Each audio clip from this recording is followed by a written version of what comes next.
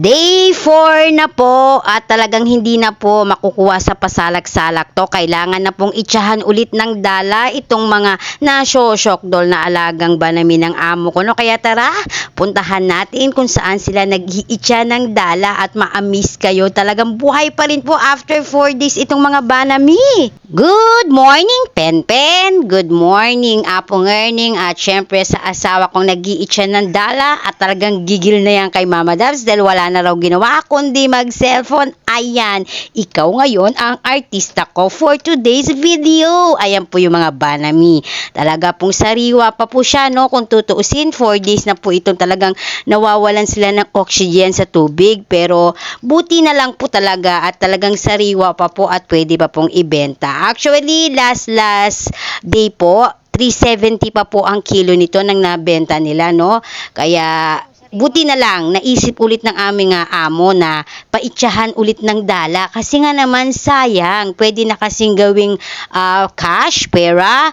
Oo, kaysa naman po talaga namang mamula na ito at kainin na lang ng mga ibong dumadagit sa kanila, no?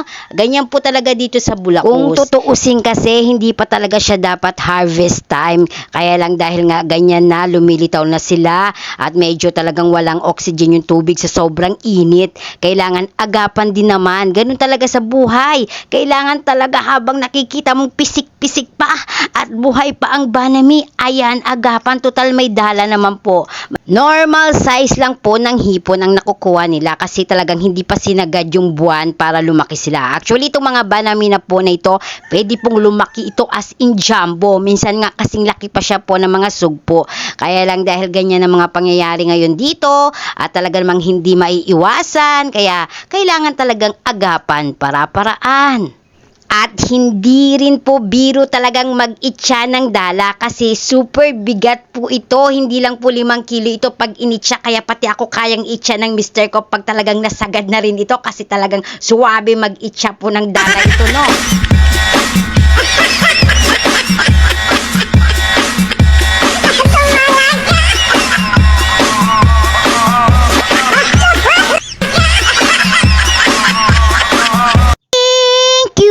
For watching my palaisdaan video.